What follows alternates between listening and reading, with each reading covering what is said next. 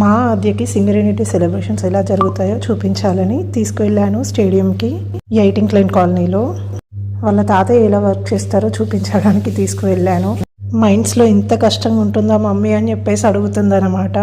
మైన్స్లో ఎలా వర్క్ జరుగుద్దో చాలా బాగా ఎక్స్ప్లెయిన్ చేశారు. ఒక్కొక్కరైతే చాలా బాగా అనిపించింది. అవన్నీ చూసాక అమ్మో ఇంత హార్డ్ వర్క్ ఉంటుందా అని అనిపిస్తుంది అనమాట. సింగరేణి కార్మికులు బిడ్డలుగా మనం చాలా ప్రౌడ్గా ఫీల్ అవ్వాల్సిన మూమెంట్ ఇది. చిన్నప్పటి నుంచి అయితే నేను చాలా ఈగర్గా వెయిట్ చేసేది ఈ డే కోసం.